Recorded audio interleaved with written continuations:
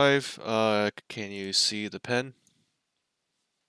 Can I see what? I can see the game. Oh, you don't see the pen. Hang on. I know how to fix that. You won't get audio if I do this, but this is how it has to kind of be. Okay, I Okay, can see it. so now you can see the pen. Oh, I need to fix this on my stream too. Game capture off. Transition. Okay, so now you can see the pen and the stream can see the pen. Great. Okay, so just want to go over a couple maps that I think had the uh, really showed the doing more with less theme that we're talking about.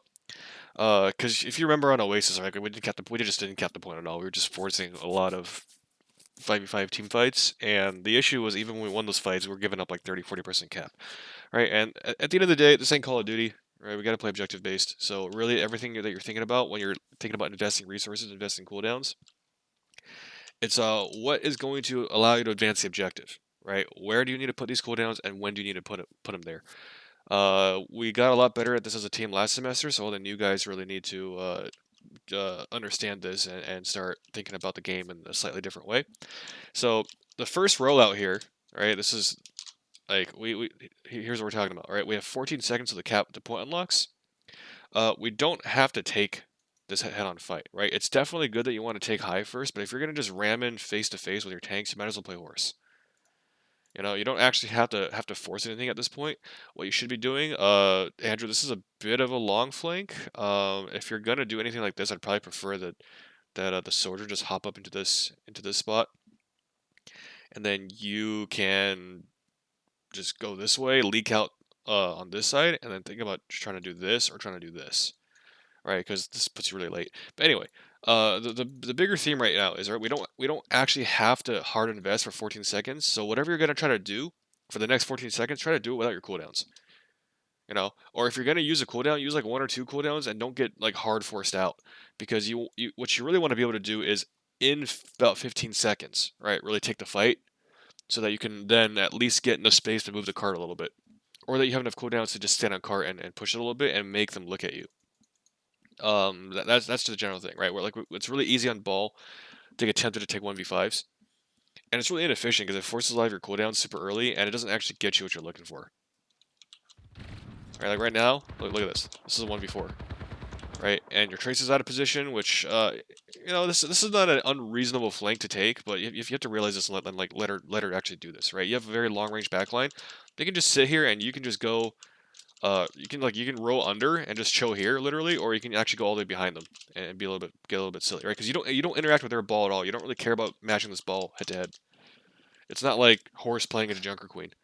So this is too early, and you see like yeah, it gets you a little bit of space, but does that space actually matter? You know, a really big question you want to ask when you're playing tank here and even on ladder. It's like, okay, you can make space whenever you want, right? Does it actually matter to make space in this exact second moment in time? Because like, it kind of doesn't right now. You know, you're not gonna move the ball at all.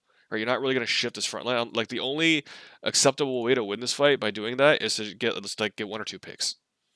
Okay, and the reason why we talk about doing more with less is you want to have a lot more viable options for winning the fight or getting a favorable trade. If you're only playing for picks, you're only playing for team fights, then the only acceptable alternative that's good for you is a team wipe, right? Is a clean team wipe. It's just you kill everybody in their team, and that's a lower probability than just maybe getting a little bit of space, getting a little bit of damage, and moving the cart like 10 meters. You know that is a much easier outcome, a much lower bar to clear than killing everybody on the enemy team. Okay, and at the end of the day, it's kills don't win the game. So right now, like we're gonna really go in really hard, and the point has not unlocked. Okay. Objective unlocked.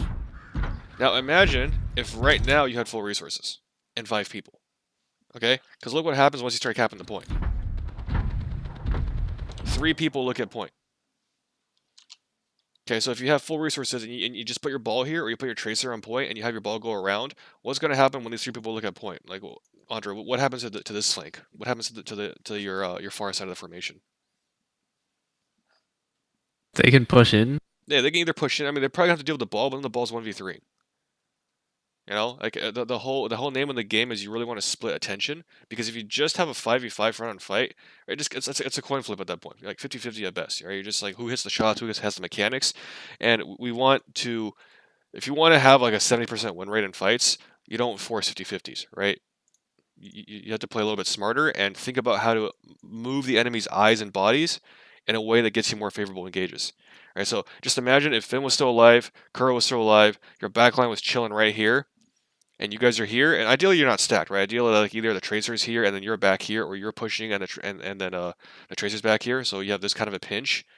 And as soon as they look away, the guy in the back rolls in and slams, or the tracer goes in and one clips the soldier or fights the soldier, right? And then if they turn around and look for look for this guy, then whoever's on cart can then roll in and slam, right? It's like you're just constantly juggling there, making them look back and forth and just whiplashing their necks.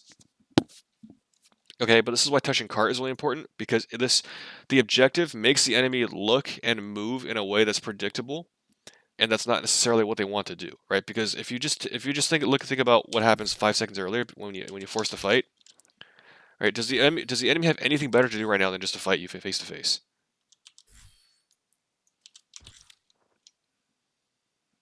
Right? Look at where they're looking. Do they have anything better to look at or anything better to do? Not really, but like I mean, their ball is in our backline too, so Yeah, I guess that's I fine. want to He's feeding. avoid giving their backline like free sight lines onto their ball. Yeah, so like if your backline just chills here and their ball goes here, he's feeding. Okay, and if you're going to do that, then you have to contest them from the back. Like you can't roll in the front like this,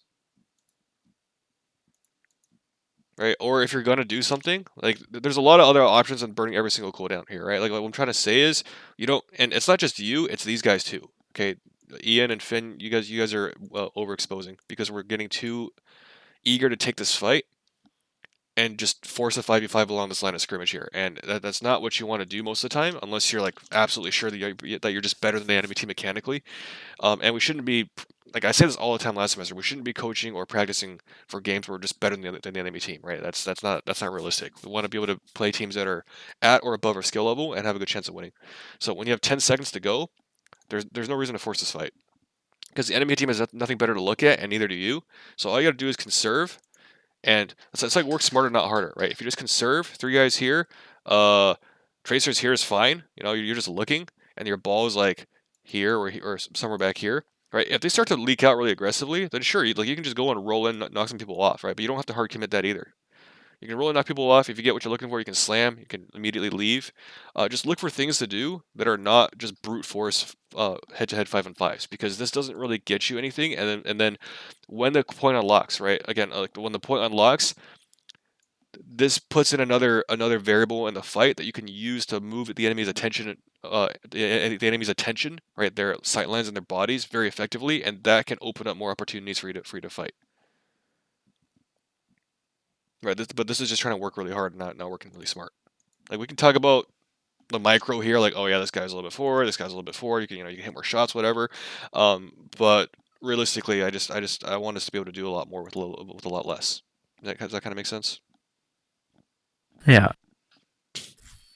Okay, for the fight that happens right after this, I'm not sure what happened first, but I think what happened is like I went to touch and their ball and Tracer saw that and they're back. Well, So you were already down your brig. Like you were down a lot of resources in and also your brig, because these 2 guys came out really far. So it's like it's a byproduct of committing too early and losing a guy. Because if these people had full resources and this guy wasn't dead, then you wouldn't die. Like it'd be fine. Because right now, what you're doing here is this is a 1v5, right? This like you're just feeding at this point, or this is a 1v4, and it doesn't actually get you anything. Because it's like you can't advance the bot, you can't move the front line. When you make space, you want to make sure that you're making space in a way that sticks. Right? If the bot's unlocked and the bot's here and you make a little bit of space and you get this much bot push for it, then the line of scrimmage moves that far, right? It's like if you watch any football, I use a lot of football memes, but you want to move the line of scrimmage. Okay, if you make space right now, it doesn't matter how much space you make, unless you kill every single person in the enemy team, the battle line's not really going to shift because you can't move the bot. And then you're piling a lot of resources into low expected value, because there's only one way to win this fight and many ways to lose it. Because this is too early. Right, Finn's a little too far forward. Ian's a little too far forward. Like they're not really doing anything, right? I'm really kind of beating a dead horse here, but you guys can just chill. And if they really force this and leak out, then yeah, then you can slam in. But then you want to do this. You don't want to go from the front because you're gonna get booped. Okay, so I should either be slamming behind or just like poking them from mid, like what their ball is doing. Their ball is no. Don't do what their ball is doing. Their ball's wasting time. I Okay. mean, like if I was just in front of our brig shooting their ball, our brig probably. Yeah, but if you're in front of your break shooting their ball, it robs you of the chance to spy here and maybe roll through for either environmental kill or roll them off the high ground and slam them. You know, it's like mirroring their ball is not your problem. Ball v ball is it's like horse v horse. You know, it's like their ball's not your problem. Like this is what I want you to be looking at. Like, hey, can I roll this? Do I want to roll this? Like, if they start to overextend and your tracer is set up here, and like they actually start to walk to or past statue, then like that's your cue to do something, because then they're exposing themselves. You know, like they're asking for it at that point. It's going to take a couple of examples to really get this in your body, but like the TLDR that you want to take away from this is that what we're investing right now is a little bit too early in a spot that is not going to advance your position enough. You know, unless you literally kill 5 people, and that's where you're going to get a lot of frustration if you're playing ranked and you're like, "Wow, I'm doing all this stuff. Why isn't it working?" Well, there's only one way to win this fight, and it's if like your people kill other people. You know, and if you want to, if you I don't know if you're like a math or CS major, but you want your probabilities to stack up a little bit better, right? You want more ways to win, or more ways to get a favorable exchange, than just one. If there's only one way to win and like 10 ways to lose, then you know it's like you're not playing the game efficiently, right? You want to rig the odds in your favor. So yeah, it's just too early. Their ball is wasting time right now. If Fabrique's here, she's fine. So you're only down 1, Unlocked. but like yeah, let's just say in an alternate universe you weren't down 1. Right? If you weren't down 1, these people would probably still go in your backline, but because you have a brig, they probably don't die. What is Ian's cooldown situation? Okay, he has both cooldowns. Crow has no cooldowns, or whatever. So if you had a brig and Ian has both cooldowns, right, he just slides back like this way, and he probably lives. Because then it's like these people are trying to kill these guys, and even if you lose this fight, okay, well, you know, you get a bit of card progress. That's fine. Because these people are now hard focused on you. Right? You got like a 3v2 versus 3v2. But even if those are 3v2 versus 3v2, you're moving the bot, so you're okay with this. That kind of makes sense. Yeah. Because now if the fight either breaks neutral or even if you lose, right, your next fight, like if the fight breaks neutral and like these guys don't kill your entire team, then now at the next fight, instead of fighting against this line, they have to fight this line, right, or this line. Like you're pushing the field further into their spawn, so like you're getting more objective progress. So the goal here is not just to win trades and to get kills. You see what I mean? Like even if you break even or you lose, getting this much bot progress and then taking the next fight either here because you win or here because you lost is kind of a big deal. Okay. Right? As opposed to like taking the next fight here because you went for hard trades. Like if you go for hard trades, you don't move the bot at all and you lose, your next fight's going to be here. Right? And these little chunks of meter stack up. Right? It's why I can show you an Oasis. But that first map when we just didn't have any objective awareness, like we won more fights than the enemy did on the first map, and like we lost 99 to 99. Why? Because we never touched point, and we just let them roll up objective advantage, even while we were either breaking even on fights or actually going ahead. You know, just getting the concept that fight wins are not the priority. Like they are a necessity eventually to advance the objective, but the priority is to advance the objective. Okay, like it's just really getting the objective into your head. That's going to make your decisions on when and where to engage make a lot more sense. Like right now you're pushing cards, so obviously you don't have to do anything, right? Unless they come at you hard, and then it's the tracer's job to do something, and then they come at you hard, you just leak out, come out this way, and go again. Right? Whiplash the enemy team. So Andrew, you got to do something else than this right now, right? You can be on their ball, which I don't think is super valuable. If you had 3 people, you wouldn't need to. So like you actually want to be over here fighting the soldier, right? You don't want to fight the support duel when they're this close. You want to fight the isolated guy. You want to come here and fight the soldier. Use use this for cover. So then you're gonna force people to look away from bot. Because there's no way these people are going to walk onto bot. They're not going to physically contest bot, right? They're going to contest it with their sight lines. So as long as you can buy a bit of space for Andre, he can just AFK on bot for as long as he can. Alright, so this is good. Alright, you push bot, you leave, you get a bit of healing. The only issue here is Andre not doing anything. So just come over here and fight them in the back. You would have gotten more space.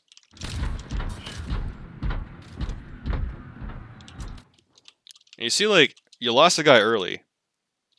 And you're still basically even on trades, right? You're 3v3 right now. Who do you lose? Yeah, you're 3v3 right now, right? Even though you lost a guy early, and if you had that extra guy, like this fight would be over in your favor.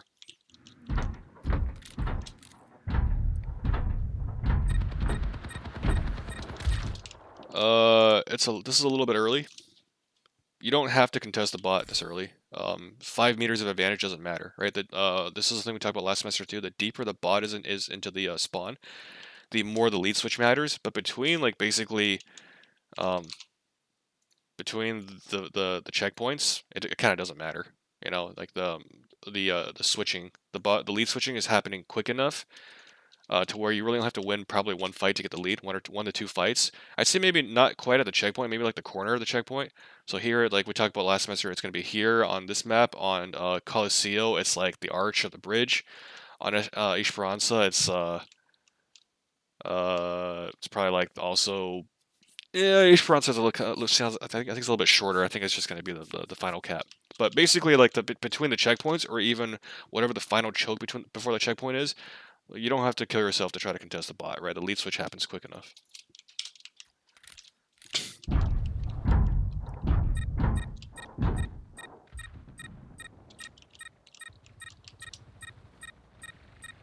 It's not bad though. We got space. Just a little bit greedy.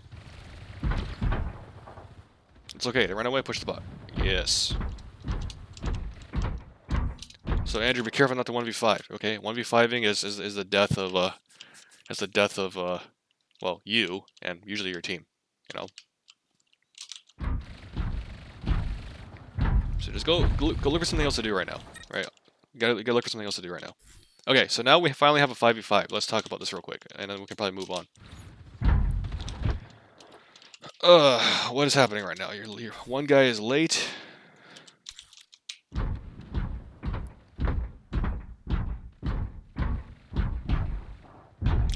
Yeah, so we don't need to be doing this, right? We don't need to be matching the bot or the ball. Matching the ball is probably the worst thing you could do. And the second worst thing you could do is rolling into the enemy team from the front because you're either gonna get slept or booped. So, what is the thing you actually need to be doing right now? Roll through like the tracer's location. I mean the soldier. You could, but like if so if you were here, you don't know the soldier's there yet, right? It's like Yeah, but I mean like from that route, I guess. okay, let's just say the soldier hasn't shown yet. You don't know he's here. Let's back up a little bit. Let's see where you were. Okay, so Finn needs to get off bot first of all, right? You don't want your break. Okay, so you see how you never even try to push bot? Like what I'm trying to tell you is, well, what do you think I'm trying to tell you to do? Push. Just push bot, right? Just push bot and let Finn GTFO. Right, let Finn like get the hell out of here. Because yeah, Brig is not raid boss Brig anymore. Like you don't. I mean, I think Finn is probably okay for him to play here. Because you can always drop and go get a mega, but this is kind of risky. Like you have to get him off bot. So you just gotta push bot first of all. Okay. And now let's say at this point the soldier shows. Now what do you do? He's next to the bot, so just push him with my tracer. Yeah, just go kill the soldier. Okay, it's like your gameplay loop is if you can't do anything or you can't do anything productive, just push the bot. And as soon as you see something better to do, go do it. Right? This is not productive because mirroring the ball sucks. Fighting the tracer sucks. Going at these guys from the front was a guaranteed sleep and a boop, so that sucks. So you can't do anything right now. Just push bot. Okay, if Ian dies, that's his problem. You know, if Finn dies, that's kind of his problem. Just push bot because you're getting value. Like pushing bot, and especially because you're the only guy who can do it, you have no Lucio, pushing bot's value. Okay, and then as soon as this opportunity presents itself, swing, slam, 1v1. You like this, okay? Like you'll take these. Okay.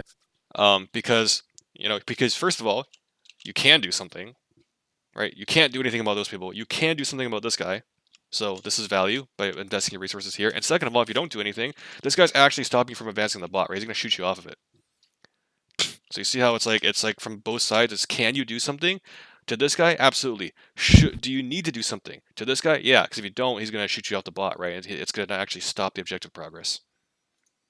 You can't do anything to these people, and you arguably don't need to until their ball comes and tries to force you off of the bot or something like that. You arguably don't even need to, because you're playing a super mobile comp right now. You know, like they can walk up here and your team just goes like, see you later. Right, we go over here and just shoot them from these angles. You can't go into the brig on it from the front. You know, it's like you're not a if you're playing Reinhardt, then like sure you want to charge up here and fight them, whatever. But you can't really do that on the ball. And again, even if you're playing Reinhardt, like you would just stand here until somebody came to bump you off the bot, right? The bot is so important because you being on the bot is now going to force at least 2 to 3 people to look at the bot instead of at your team. And now these people are free because there's no way that you're getting a ball or any tank up off the bot 1v1. Not even with another tank. You have to send like a tank and 1 DPS and like 1 support, like 3 people. Right? Like how would you ever get a horse off a cart? How would you ever get a Rhine off a bot? You have to send a lot of people at them. Ball is a little bit less durable because he has no cooldowns other than the shield. But even then, like they have to come at you with a lot of pressure, and then you can just roll out, right? Like this is why you wait for the opportunity to present itself, and they're like, okay, I can do something about this guy. Go fight him. But this is a waste of time right now. You invested slam, hook. You didn't invest. At least you didn't invest shields. But you see how this whole time you could have just LOS them, push bot, and then as soon as you saw this guy, go kill him. He's dead, 100%. Yeah. And now the bot's not moving, right? And now when the bot is not moving, where is the enemy all looking?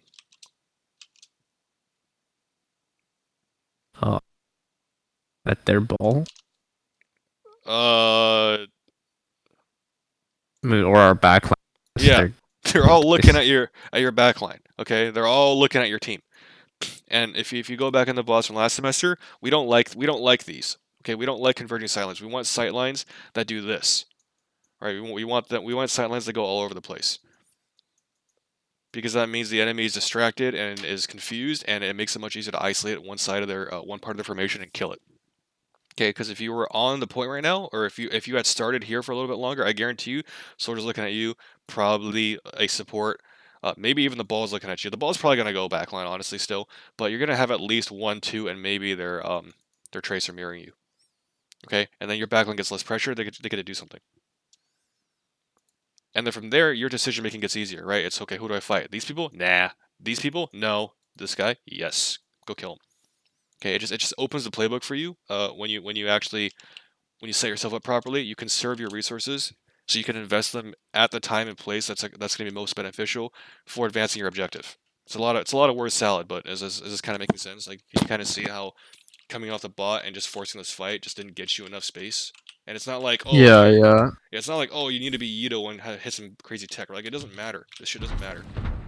Right, mirroring the ball here and booping the ball literally it did nothing, and it did worse than nothing because you're not moving bot. Right, you're not moving bot. You're not making them look at you on bot. Yeah. I mean, I guess I thought the fight would be happening in the middle, so we did that high ground. I didn't realize the bot, like, we could push it all the way. Yeah, you can just push bot. Exactly. Did you have anything else you were gonna say? No. Okay, yeah, it's like yeah, but like, you see how just the sightlines tell the picture, right? The sightlines tell the story of where the enemy is looking. And if you ever go into your own rivalries when you're playing ranked and you want to ask, did I make space? Ask where the enemy's looking. If they're all looking at your backline, the answer is no, you didn't make enough space. All right, and then the problem there is where did you invest your resources and why did you where and when did you invest your resources? You invested resources into booping a ball. So one of the best ways to get the enemy to look away is just to move bot, or just to push cart, or just to touch point. right? It's like it sounds super stupid because like you think it'd be a lot more complicated than this in GM, but it really isn't. Right? Just push bot. When you push bot, they'll look at you. When they look at you, then you'll get a better sense of what you have to do. Okay? Because it's really obvious at this point when you look at this. Oh, the soldier is vulnerable and the backline is not. Right? And the soldier wasn't here. Then what do you do? Okay, but where would the soldier be? Like sitting on his backline, like just here, not taking an angle. Probably try to boop them from behind. Keep these two people busy. You could do that. If you did that though, Andrew has to go bot. Okay. Right? Somebody has to push bot because the only reason that they're gonna look at bot or you try to walk towards bot is because somebody's on it. If you don't, they're gonna open up wide, take the bridge and start shooting your backline. Right? So yeah, going this way and trying to go for this is fine, but you have to say, hey Andrew, get bot. Because as soon as you like I'm really emphasizing the bot here because the objective is a super good way to move people's eyes. Right, and as soon as you come off it with no pressure, then they're just gonna go for your backline super hard. Like this rotation, even though it doesn't take you long as a ball, it's like 3 seconds, and in 3 seconds they're gonna take the bridge. So you have to have something to hold their attention there, and it's gotta be you or the tracer. So either you sit here on the bot and just push it and do absolutely nothing, which sounds kind of stupid, but that's what you got to do. And you send your tracer around back, or you say, hey Andrew, just AFK here, and then I'm gonna go around the back and attack them and try to boop them. Okay. Okay. And Is arguably, most of this exclusive to ball? Because I feel like no other tank can really contest card from that far away of their team. no. If you watch Cloudy play ranked, this is all he does on Ryan half the time, even into ball, because pushing payload is OP. It's like different tanks are gonna do it different ways. The only tank that probably cannot do this is Hog, because Hog's an ult battery, and yeah, Hog's an ult battery with basically no defensive cooldowns, and he kind of sucks now. Like if you push him 1v1, he can't kill anybody instantly. So if you're a Hog, you probably can't do this, but maybe Sigma, because Sigma's kind of squishy. But like for all the tanks that we're gonna play, like you're gonna play Horse, you can do this. Ball, you can do this. Ryan, you can do this. Monkey, kind of depends on the situation, but you can do this as Monkey. Okay. Yeah. Like if you're playing Ram here, Ram is a ranged attack, right? You just sit here and shoot them from this. You don't need to run at them in Nemesis, because if you run at them in Nemesis, then it's going to take any obligation they have away from looking at the bot, and they can just fight you, right? Or they can just run away and fight your team. And like you're putting pressure on them, right? Like the thing about moving the bot, and I know I'm spending a lot of time on this, but it's super important to understand this, is even if you lose the fight and the bot gets to here, like this is a big deal. Right, because in the next fight you're gonna take, they have to get the bot back, walk it. Like at this point, it doesn't matter. They're gonna walk the bot back, but you're gonna take another fight probably at the window. Probably like around here. And the deeper this gets, right? If this gets to super late game and you're fighting for between here and here, and like you lose the fight, right? But the bot goes from here to here. Like this distance is huge, right? Or even more so if you get the bot from this to like this little bend in the road here is the top of the hill, right? If your team is taking a fight up here and you just like camp a tracer on bot and you'll lose the team fight, but you get this distance, it's a win for you. Right? That's an objective based win because you got 15 meters, 15 really really hard meters, even though you lost the fight. Right? And as soon as if we start over focusing on winning fights instead of moving bot, then it goes back to what I was saying. The only acceptable outcome is to kill the entire enemy team. Okay, and that's like a 50-50 thing depending on your ult economy. This is how you can get a favorable trade, a favorable result, even down ults, even down, whatever. Like you can lose a couple, they can have a massive ult advantage and whatever. As long as you move the bot a little bit more, right, and you lose the fight, like it's okay. And if you start seeing the game in that way, then you're going to be able to take a lot more efficient actions, and you're going to feel like you're slamming your face against the wall a lot less. Does that make sense? Yeah, yeah. Okay, so Andrew gets bot, so this is good. Right, this is like case in point. You see how good this is? Like Andrew is just holding a guy on point, and I mean he has to leave I think eventually because does he have recall? Hey Andrew, you have recall. Fight this guy.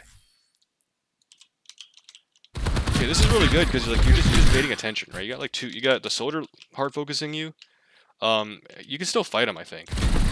Like, as soon as he exposes, you don't want to necessarily go into this because you're going to get shot by the Helix. But he already used Helix, and you have recall. So at this point, you can hop out and fight him and then recall if you need to. I think you leave bot a little bit early. Right, because you're making a soldier touch bot, right? He has to leave his positioning to contest cart because he doesn't want this to move any further, and at this point you can fight him. And what's going on back here? Okay, like now this is just a fist fight. And arguably because Andrew did this, at this point you could have gone for the Ana because this guy split. Right, or you could have gone for the Brig. Going for the Ana head first is a little bit sus because of the sleep. So you maybe can try to go for one of the backline people, or or even better, you just go for the soldier. You just kill this guy. You know, I think all roads lead back to the soldier at this point. He's the guy who's killable. He's the guy who's stopping bot.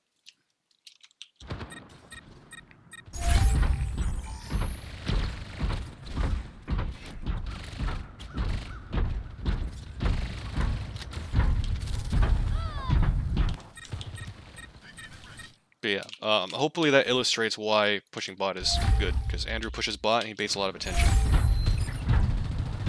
If this were you pushing bot, you would probably also force the Ana to look at you, like the supports to start looking at you instead of your backline. But you're fighting a ball here, which is not great. Right, you have to trust that your backline can take care of themselves. Right, and rolling this way was like, into their backline is like you don't win these against these people, right? Roll this way, fight the soldier, or try to just get your butt back into bot.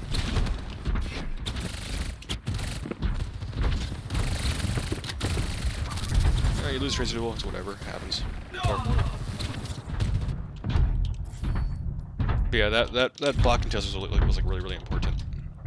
What's my timing at right now? I think I'm spending a lot of time talking about this, but do a couple more fights. Hopefully, we can illustrate this a little bit better.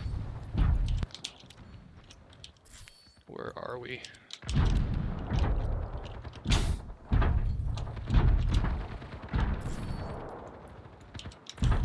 Okay, so in this situation, there's a couple things you can do. Okay, you got two people deep in your backline, which usually you don't want to fight the ball. Like if over here, right? If your teams are in close contact, like this is one side, this is the other, and the ball goes forward, you don't want to waste time with them, right? This goes for pretty much every tank. If you're like a Reinhardt just swinging on a freaking horse, or like a horse trying to shoot on another horse, it's usually not a super good investment of your time. But in this case, like they're super deep, right? You can take this 5v2, and these guys will either die or get forced out, and that's an okay thing to do right now. Right, it's not like they're like if the bot was here and their team was here and your team was here, then yeah, you go backline. But right now, because they're going so far into your spawn, you probably want to clear these guys first. That makes sense? Yeah.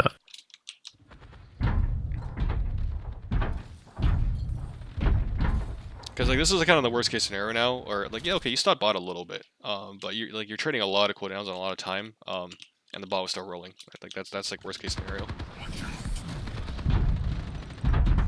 See, bot's still rolling. Wow, this guy can push bot from a very long distance. I didn't think he could do it from that far.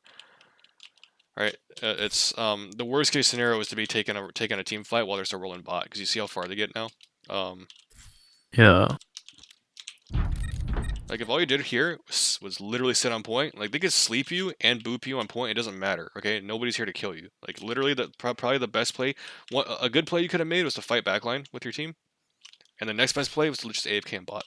Make sure they don't move it.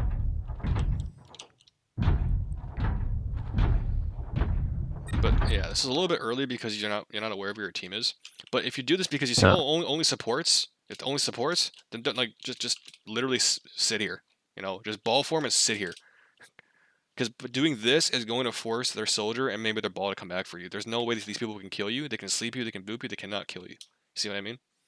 Yeah. So just AFKing right here is going to make a lot more space for you than actually trying to slam any of these people. But you doing that, you trying to fight them, like even then the soldier comes for you, right? But now the bot's still moving because you're trying to fight them instead of just AFKing the bot. You can waste so much time if you just AFK a bot. And then when the opportunity presents itself, right? When the opportunity presents, like let's just say you're AFKing a bot and now your team is up here, and you didn't burn like every single cooldown, right? And now you can see your team is pushing into this flank. You're like, oh, I have a distraction now, right? And these, if this Ana looks away or the Brig turns away to look, then you have a slam opportunity, right? Because you don't want to do it when they're looking at you, but once they start to turn around and start to fight, like look at these guys, it's like, okay, then maybe I slam. Then I slam, and then immediately go back to bot. Right? Okay. Because your presence Yeah. on bot is forcing people to come at you. Like you saw the soldier came at you, even the like you kind of misplayed it, but the soldier still came at you because he knows you can't kill his backline. But if you think of value only in terms of can I kill these people, then you're missing out on a lot, right? Like you can't kill these guys, they also can't kill you, which means you can stall the bot for like indefinitely unless they send people at you. And if they send people at you, you're making space. Kind of makes sense. Yeah. Yeah. I've got you in my sights.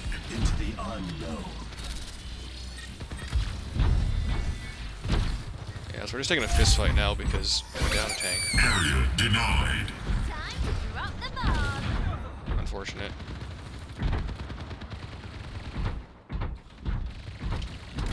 Yeah, it's hard to say much about that because we popped a bunch of ults, but we were down 4v5, so we would have just had to clutch a little bit. But hey, look, we're losing the fight, but we're moving the bot. Let's go. Okay, like this is really like this should tell you this is good because Yeah. this Yeah. is like really good. Okay, like you're not winning this fight. You're down one support, and your second support is like he's fucked. There's no way. Right, and it's because you already took this 4v5 and like you just got out traded. So what's the next best thing? Just move the bot. Okay. You're kind of feeding right now.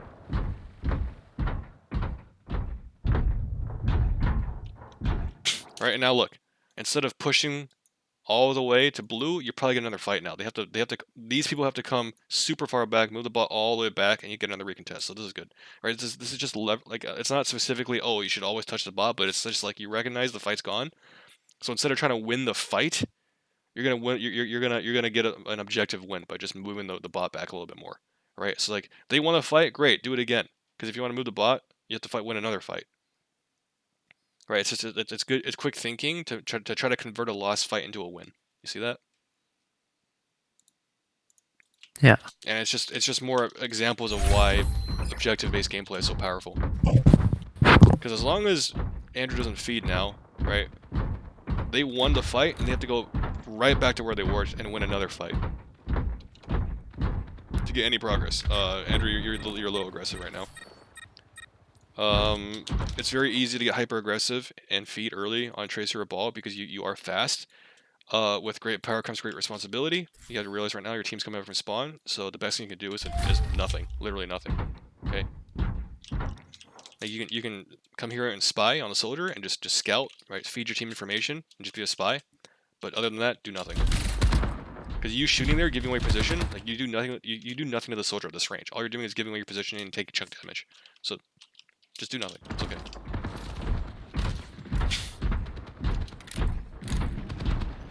Right, because this is early. If the ball came at you while your team was contesting cart, then you've made a lot of space, and this is super good. But because the ball is coming at you, your team is not stopping cart, and your team is not even here, like this is a feed. So timing matters.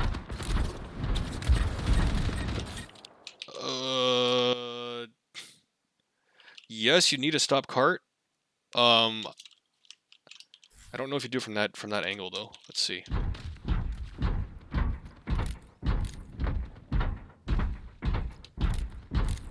Yeah, Finn, you don't need to be coming here, right? This is like where's the fight really going to take place? It's going to take place around here because that's where the barricade is, right? That's where the bot is. So we are splitting people who are like I understand you want to go help Andrew, but if he feeds, like this is kind of the trying to take too much responsibility for other people in your team problem. If your team feeds, it's kind of not your problem, right? Like you got to go and do you got to go and invest your positioning and resources where the fight's going to happen and trust that your team's going to take care of business. If they don't, if he was like a random ranked troll and he just got picked here, it's like, okay, whatever. You still have a chance to maybe win if you stall the fight out long enough and you give him time to respawn. But you putting your body over here like really kind of screws over the fight positioning. Yeah. So I don't know if rolling through the enemy team there was a move. I think what you just do is let's see.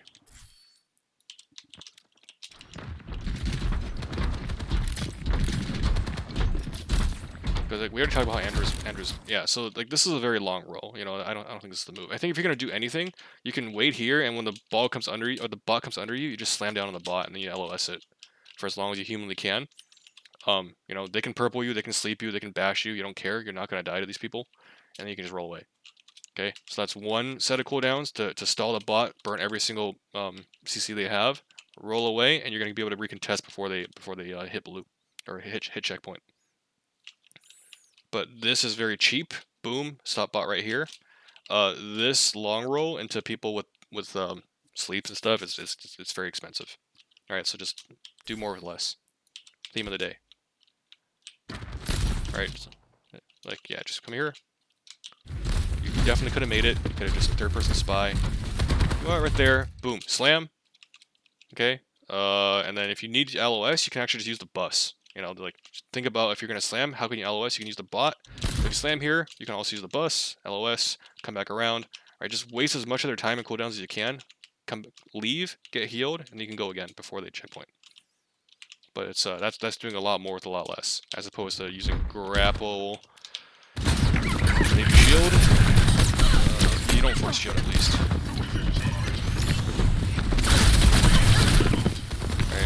See how hard this is? If it feels like you're fighting a hill, you probably are. Yeah. Makes sense? Yeah. Okay. Now they get checkpoint, and then just check one more fight, and really need to move on to the next map. Just a couple examples there that I need to show.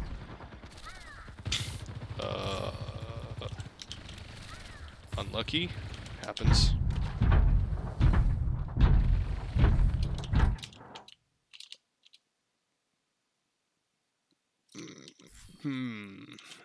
Do we do this? Do we do this? So what do you see right now? I'm actually curious. Okay, so you see the soldier. I think you just missed a slam. I think you have to slam that soldier.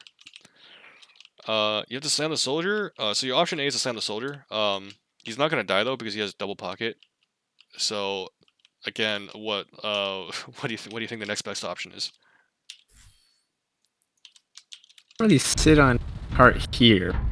Ball and freeze. Yeah, so you're gonna have to wait for a second. But probably when the cart gets like right there, you can just sit on cart, right? You can literally just stand here.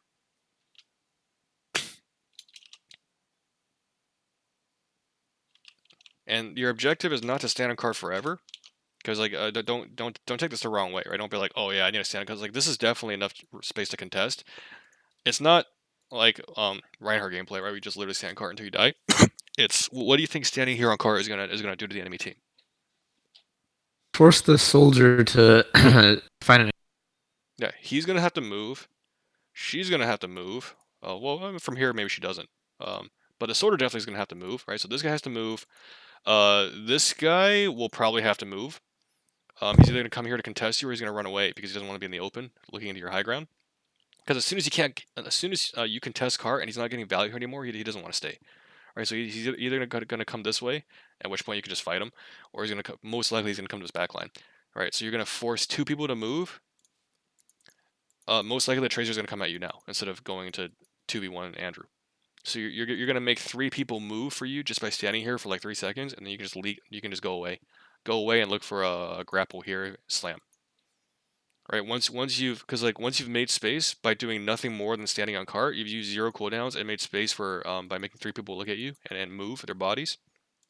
Okay, so that's space making number 1, and the space making number 2 is once they move their bodies and they put them like their soldiers over here now, right? Then it's like, oh, I can go kill the soldier. You're gonna go like roll this way, slam, kill soldier, because the soldier is here and the brig is gone. Right, like that opportunity now presents itself. It's all hypothetical, right? But I'm saying most likely the soldier is going to move. Most likely the bridge is going to move.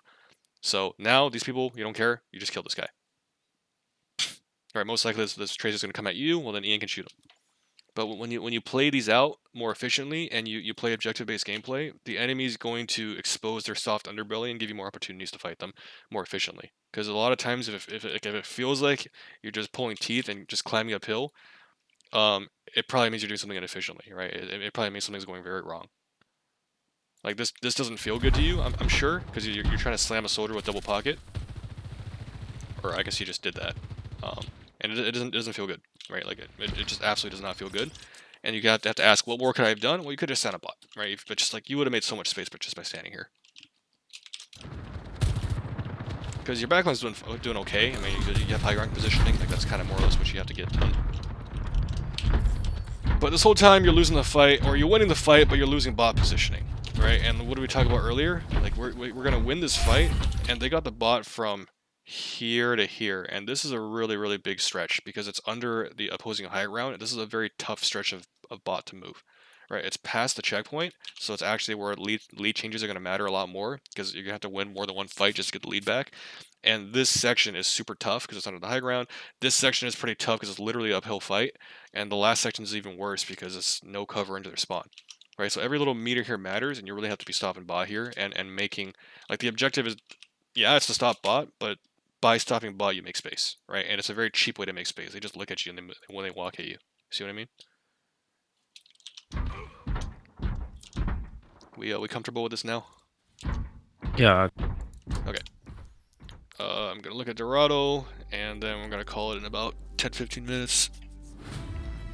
Try keeping these shorter, because Attackers I know I incoming. can get very wordy, start mouthing off, but I think it's really important for you and Finn to understand that if you're gonna start playing ball a lot more, and like on every character, you know, because I think Finn was playing Ram on Busan, and he just like didn't touch point multiple fights in a row, and you won the fight, but they got 30% off of it, so it's like it's kind of a net loss for you. You don't get points for winning fights for killing people. Yeah. Okay, so this guy's dead, so it's like, okay, team fight's lost, but we're gonna slam, risky. Oh, wait, this is Finn. Okay. Yeah, so I think that's fine. You're just wasting time, but if you're gonna slam Finn, you gotta leak out this way. Right? You gotta like leak out behind and go around back to high ground.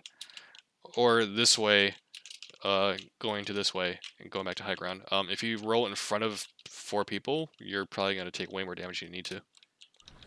And not to mention, like, the worst part, this applies to you, Andre, the worst part about rolling back into your enemy team, sorry, back into your team, is look at their sightlines. Right, they're still looking at your team. But if you roll this way, or this way, where do you think that those sightlines are going to be? It's some of them. Sorry, I didn't hear that. Like the sideline's gonna be split. Some of them. Yeah. Some people are going to be looking this around. way, some people are going to be looking this way, right? And then now if you only have 1 or 2 people looking at Andrew, he gets advantage. That's space created. Right? It's all about the eyes. It's hard to tell when you're in game, but you look at the overhead afterwards. Like this is what I'm looking for. Did you make space? Well, where are the eyes? Right? You made a little bit of space because you stopped card and you killed a guy with the slam. But these people are still looking at you, right? As opposed to if you rolled this way, and you realize if you realize you kill someone, you could probably just stay here. Actually, you have full health and full shield. You just stay here and you shoot them, or you literally just roll this way, right? Use the cart and this thing for cover, and you just stand on cart. Because once you're in this situation where you're 1 for 1, but like they lost a healer, and you have literally full shields, like you have like 1,000 health right now, you can stand here and just stop card for a little bit longer, right? And now you're gonna make the Torb look at you. You're gonna make maybe even the Sojourn look at you, and now Andrew's free, right? Like this is maximum, like a lot of space created until your shields go down, and then you just roll out this way, go high ground, get a mega, boom, right here, right? If you didn't kill the Kiriko and you're scared of getting 3v1'd, then yeah, you just roll back here to this corner, take a peek. Maybe I poke again, and maybe I don't, and I go away, or I go this way. Right, same thing. Maybe I peek and poke. Maybe I don't, and I just go leave this way. Right, any one of those things is going to make a lot more space than rolling back to your team this way because this is not demanding their sightlines to be split. So just think about sightlines. Sie werden dich nicht kriegen. Unlucky. How'd that happen? Maybe just misplay.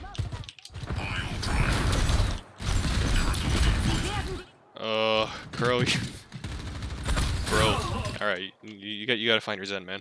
That was a little bit sus. That didn't need to happen.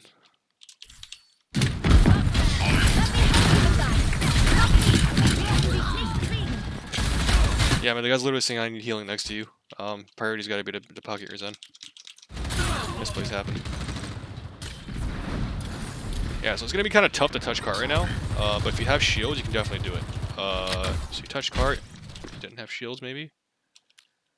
No, you had shields. Okay. You can slam, touch cart, shield. Right? Just like sit here for a little bit. Maybe you can even kill the turret probably before your shields go down. You can just spam the turret out, and then again, leave backwards. Do not leave forward. Do not leave forward.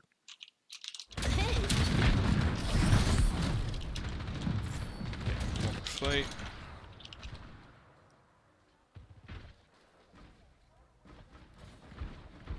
That's fine. Ooh, okay, that's less fine. Because you didn't pop shields. There we go.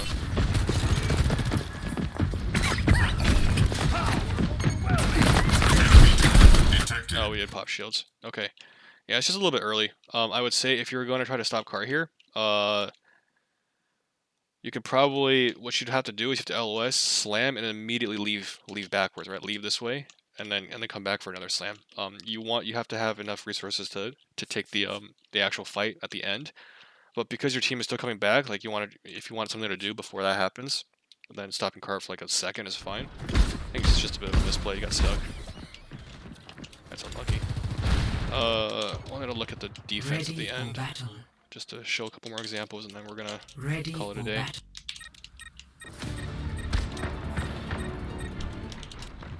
Got a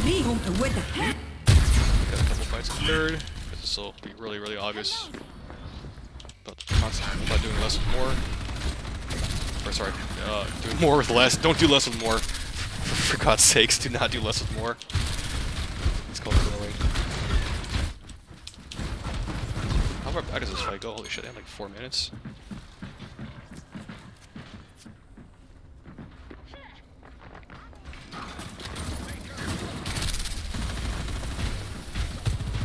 Okay, so we want we want the backline to go high ground. All right, this is pretty easy to understand. You could reasonably send one guy to flank this way if you have a little bit of help. Like if you stick Kuro on Andrew, you can reasonably flank this way because the cart's so far back, and then just make sure that you stick 3 onto Ian, that he doesn't die. Because Ian's you have mobility on Soldier, right? Much more so than on Hanzo. So if you're gonna pick who to pocket, and your Hanzo's flanking this way, then the slower guy who's on the deeper flank needs your help more. Just an idea.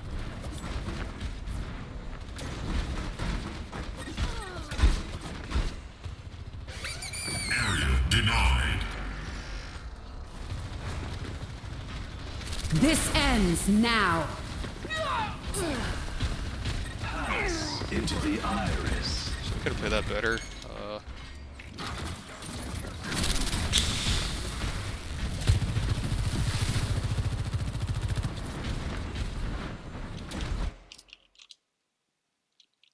Yeah, I think because your team's coming back from spawn, you just this is the one time you do shoot the ball. He's deep in your spawn, he's pushing your mercy. You want to touch card as much as you can, but you realistically can't do that right now 1v4 when your team's not here.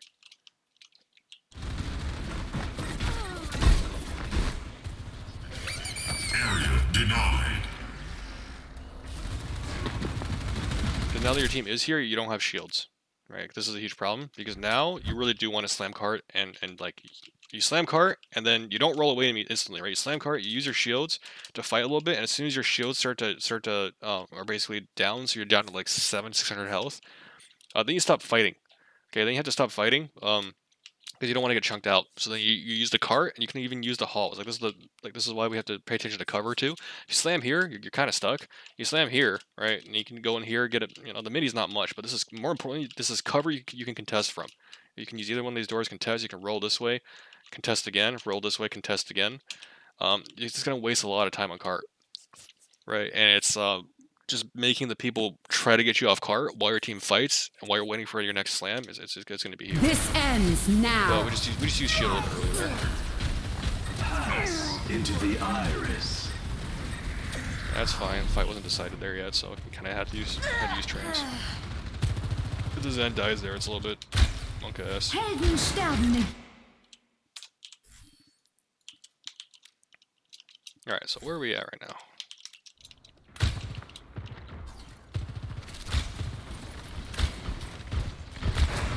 Just get poked out a little bit early. You gotta be careful about burning shields that early.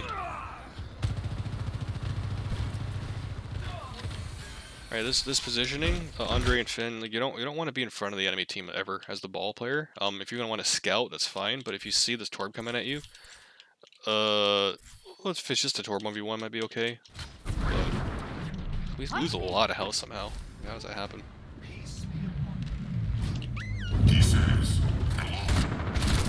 Yeah, that's not a trade you want to take. Yeah.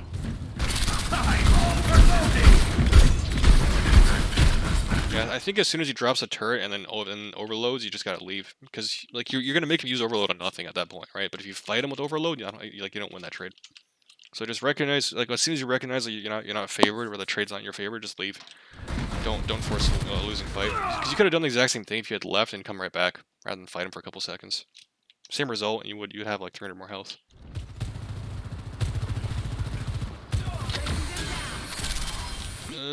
I don't think you had to leave here. And if you do leave, again, go get the Mega. Don't leave towards your team, right? Like I'm seeing a lot of leaving towards your team here. I know you're not super comfortable on ball, but you're much better when you're already here. Your much better escape path is to leave away from front line, get a Mega, and come right back and slam cart. Sie werden dich nicht kriegen. Helden sterben nicht. Helden sterben nicht.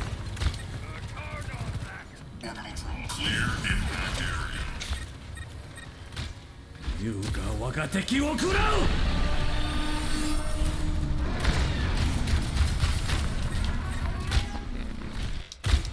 So this is the best thing we could have done with our resources. Let's see. Their ball's out, and you have almost full resources. Okay, so really, what you really got to do right now, in my opinion, stopping cart. This is good. Okay, yeah. It's like all you got to do right now. Okay, instead of being too crazy, is literally waste time on cart. That's all you have to do. Like I know I sound like a broken record right now. This sounds like super dumb, but.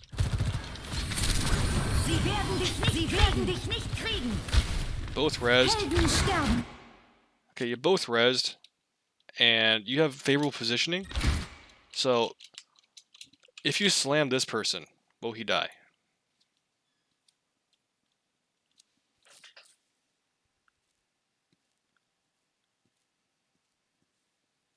Andre? Wait, slam who? If you slam this guy, do you think is there a good chance he'll die? There's a good chance they'll die, or you'll die. No, they'll die. Do you think you'll kill this person if you slam him? No, there's a Valk next to it. Yeah, there's a Valkyrie Mercy, and I think this guy still has Slide, right? There's not really good reason to expect us to get value. Yeah. Okay. So that's one of those moments like, oh, I see a soldier. Well, if you go after her and she has a Valkyrie Mercy and a Slide, you're gonna feed. Okay, so you can't go after her. You obviously can't go after her. You probably can't go after her. So what's the only thing you really can do right now that's gonna make space? Sit on cart and like break it, I guess. Yeah. Slam here, break the turret, maybe fight the Torb, and then just LOS and do nothing, right? Because you don't win the trade against the Sojourn at long range either. So like you do what you can, right, and no more than what you can. Don't overextend yourself, but you do what you can to break the turret and get the Torb off, and then once you can't do any more, you just hard LS. You want to make sure you save some armor for this too, because like you never actually got full guild. It's a little bit unfortunate. Right, but sit here and just hard LOS. Hard LOS. Like right now, you have actually a lot of health, and you're giving cart space, right? And like corners are a big deal. Okay, the cart moving the cart between shit. Where'd it go? Here and here, these 5 meters don't matter.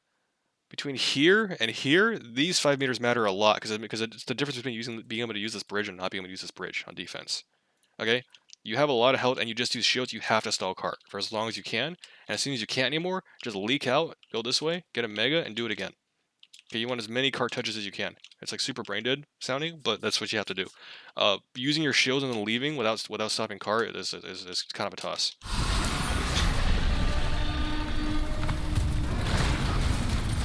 because now we have to. We basically use dragon to stall cart, right? And if we're talking about doing more with less, you could just use your body to stall cart with your shields, and you wouldn't have to use dragon there just to get space. Because I think Andrew uses dragon to make sure you don't lose you don't lose the bridge, which is a good decision. But we could have done that by just literally standing there. That's an okay slam because she's isolated, right? If you hit the slam, she might die. So that's fine. That's like, decent slam, decent shields. Do not leave, right? LOS, sit. Stop carding. Because now, when the card's about to cross border, Andrew's like, oh shit. And also, there's 2 people there, so it's like a dragon. But... So you see an isolated Sojourn, you miss the slam, but that's fine. I like the attempt. And now, as soon as like this play happens, and now the enemy is re-engaging, right? Now you have to think, I got to get my ass back on cart right now. You're not gonna win this 1v1 or this 1v2. And if you try to do this, then like someone else is gonna have to touch cart, right? And you're gonna lose this high ground. It's gonna be super bad. Because if they clear this arch, then the attacker gets high ground, and now your defense gets much harder.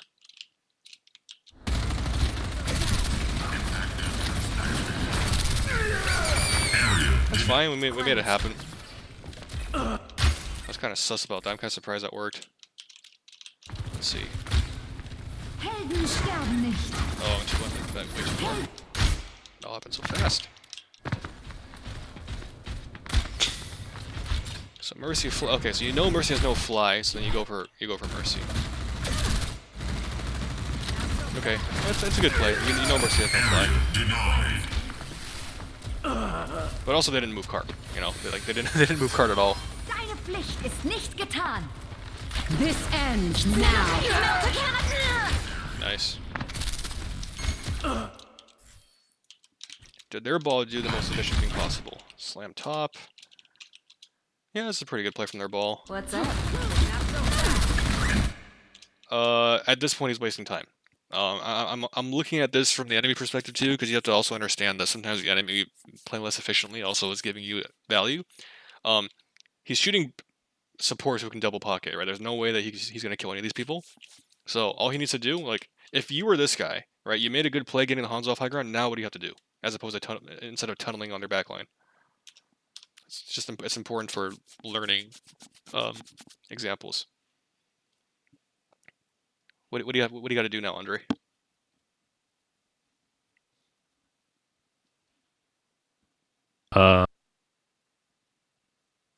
The Sojourn on cart is a little bit, I guess. Yeah, But drop. like she's also gonna get double pocketed immediately.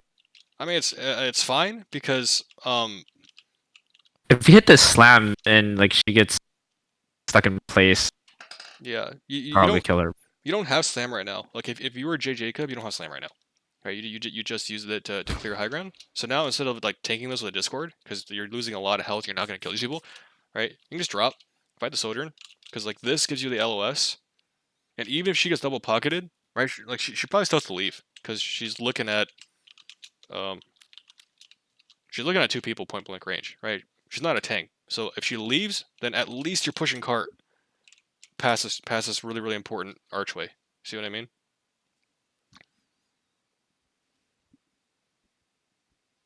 What I'm trying to get at is that you don't want to look at 3 people who's discording you and pocketing each other. This is not going to get you anything. Like slamming the Hanzo was a good play. Staying here and tanking the Discord is not. Now you have to just drop and figure out, instead of brute forcing, what's the most efficient thing I could be doing. Right? How could I do more with less? You just drop and fight the Sojourn. Okay. You don't need to kill her. You just need to get her off cart. Because if you get her off cart, you can push.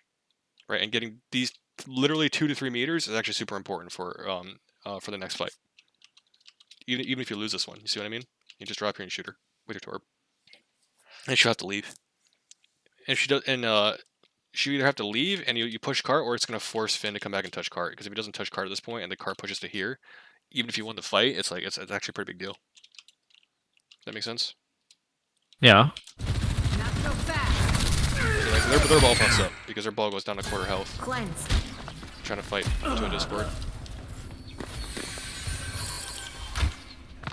2 more fights.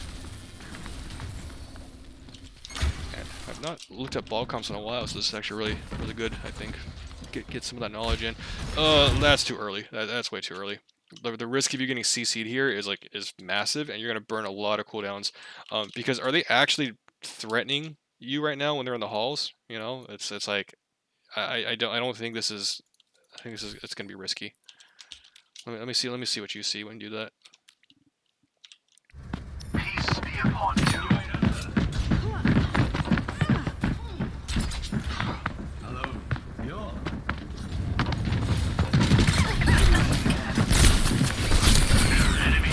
It's okay. Enemy turret destroyed. Yeah, I don't know how efficient that was. I think. So they're gonna go high ground like that, right? And you're a ball. Like ball doesn't do anything in these kinds of close spaces. That's the unfortunate fact of it. So next best thing you can do.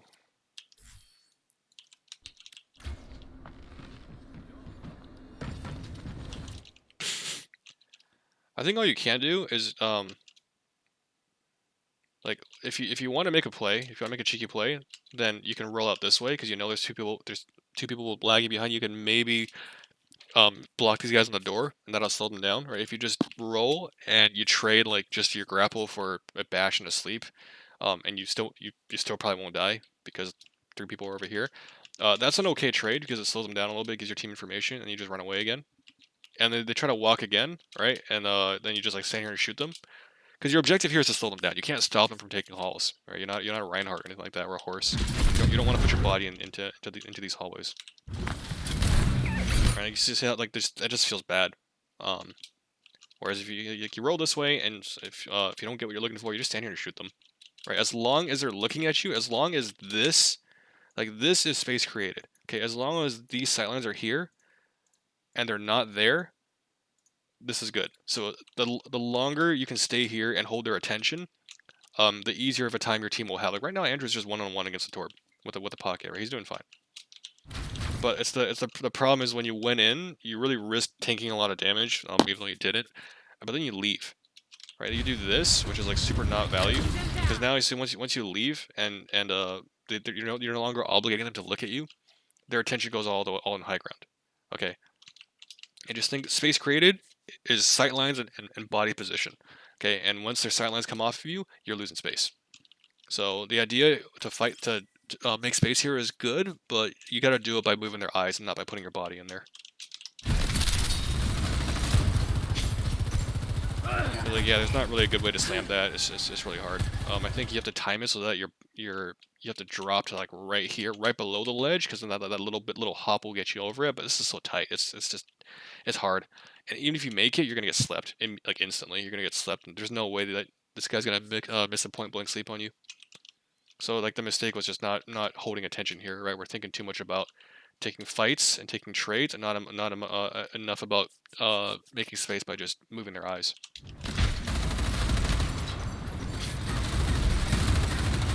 Like this is good. You know, that wasn't so good, but now like, okay, well we lost high ground. I can't go high ground, so what can I do now? Right? This is the right thinking. Now it's I just need a sick cart. Okay, I need to waste as much time as possible, get a mega, and I'm like, yeah, just do this. Literally waste time. See, you cleared high ground by not even going high ground. Okay, it is impossible for just a ball to get you off of high ground. They have to drop multiple people to do it. So this is why touching cart is so good. You could have played it a little bit more efficiently, because if you understand that you're looking at 3 people high ground and a ball, like you're 4v1 right now basically into a high ground, you don't want to unball form at all and risk any headshots. Right? All you need to do is just be as much of a pain in the ass as possible and try to LOS their high ground. Like this is not worth. Right? Unballing and shooting this guy when he's gonna have support from the top, right? Double pocket from the top and looking at the high ground. Like this is a losing trade. And the way to really slim down and maximize your efficiency on every fight you take is to never take a losing trade. Okay, fighting 1v1 against the ball is just not a good trade to begin with, and fighting him when he has support from high ground is even worse. So if you know that's gonna be a bad trade, don't even bother taking it. Just stay in ball form and roll around. Try to LS the high ground, like stop cover as long as possible. Because if you had not done that, you could have stayed here and you could have saved that mega for a little bit later. Like they will not move this cart unless they drop off high ground. Right, and you could have saved shields. Like right now, you shields for 3 people dropping on you. This is a big shields, but you shielded earlier because you had to, because you unball formed, and that cost you your shields early. It's still a good play, right? Like you made space by clearing high ground. You move their eyes and their bodies. Like moving eyes is making space, moving bodies is making even more space. You did both. That's really good.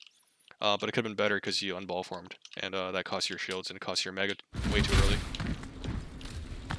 But hey, they're Torb and the Brigger off high ground now, so that's good space created. Nice. This ends Gotta get Jurassic now. Park. Nice. Good. Okay. I think that does it. Do you have any questions, Andre? Hopefully, like I know. I think it seems like a pretty big shift from the way we're thinking about the game. Like I saw the shift happening live during the scrim. So we were learning during the scrim, and hopefully we can learn a bit. We can look back and see why these things that we're telling you to do are good, and how we can do them a little bit better. Does that make sense? Yeah. Okay. I don't have any. Yeah, thanks for being here. Let's yeah, we got a 5 to 7, so I should be able to be here. I might be late.